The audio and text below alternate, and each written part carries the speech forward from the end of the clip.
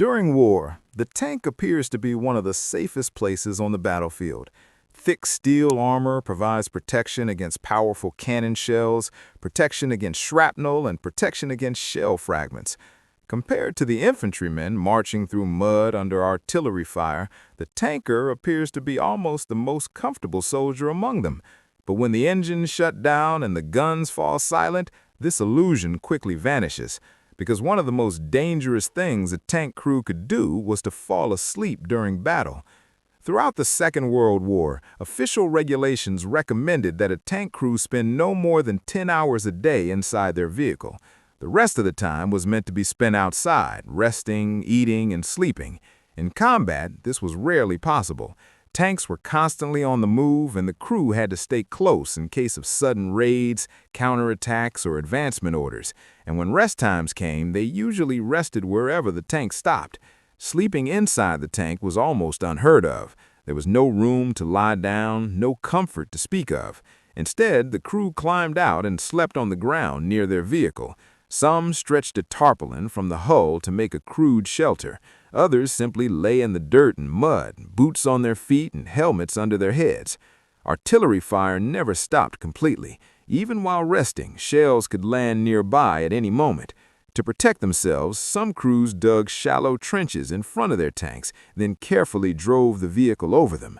The tank's armored belly acted as a shield against shrapnel while the men slept below. It was an improvised solution, and it was dangerous. On soft ground, the weight of the tank could cause it to sink, and if this happened, the men below had little to no chance of escape. They would be crushed, trapped, or suffocated under the machine designed to protect them. Many tankers completely refused to sleep under their vehicles. They thought it was better to take their chances with enemy shells. They would prefer to fight rather than die under their own tank. This was the reality of rest for a tanker. And this was just the beginning. Tanks were built for protection and firepower, not comfort. Space inside was quite limited.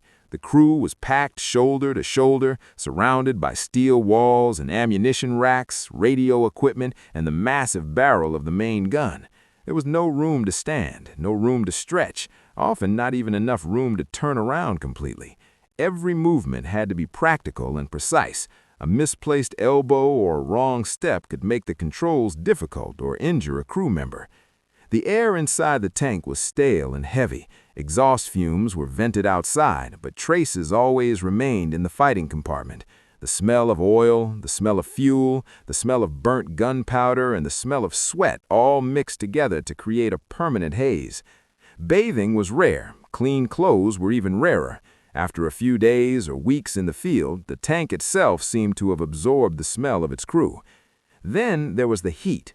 Tank engines generated enormous amounts of heat, especially in summer or in enclosed fighting compartments. Temperatures inside could exceed 100 Fahrenheit. That's about 38 degrees Celsius. It could reach even higher temperatures during combat. Firing the main gun added to the heat. So did staying closed with hatches for long periods. Thirst was constant. Heat exhaustion and heat stroke were real threats, even without enemy action, and there were no toilets. The crew used whatever containers they had available or held it as long as they could. Hygiene was at a primitive level at best. The tank was a weapon. Living inside it was punishment. Ironically, one of the greatest dangers for a tanker wasn't the enemy. It was the tank itself. The inside of the tank was bare steel, no padding, no insulation. As the vehicle lurched across rough terrain, the crew was violently thrown against the walls, the floor, and the gun mount. Heads struck steel, limbs struck equipment. Concussions were common.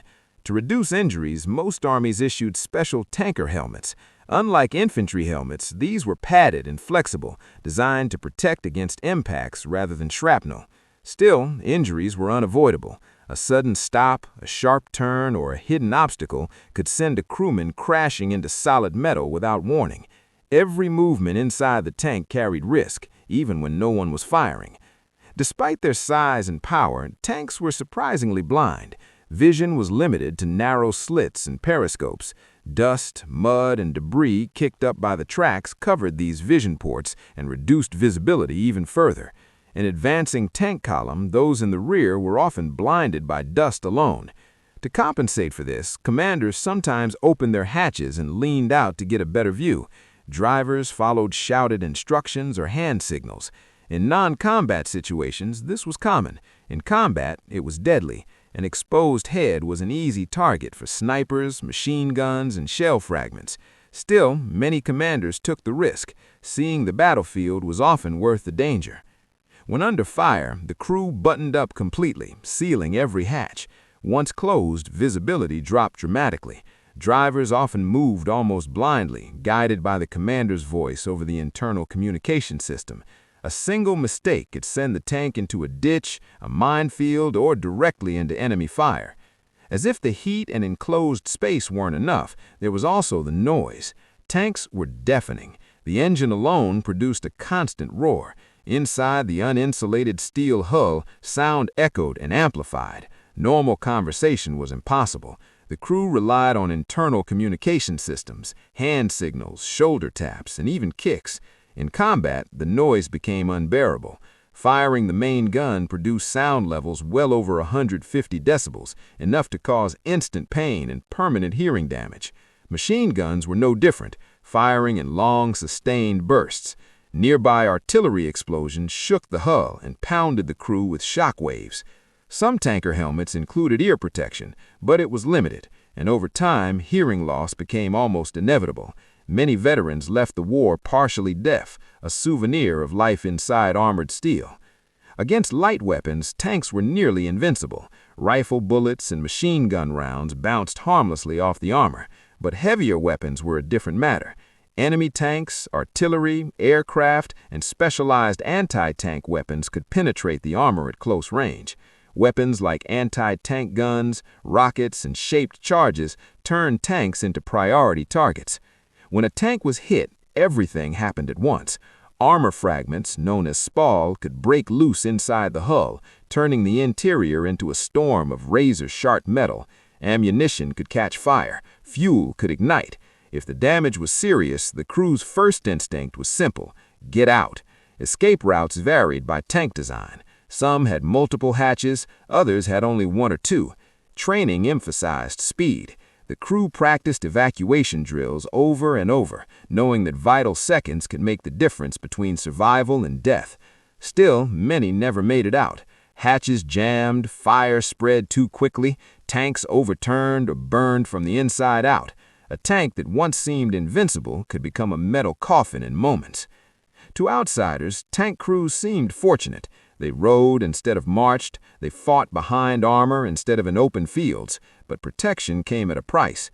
They slept in the dirt, breathed fumes, endured crushing heat, blinding noise, and constant exhaustion.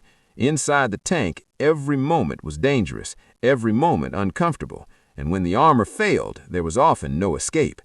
The tank was one of the most powerful weapons of the Second World War, but for the men inside, survival was never guaranteed.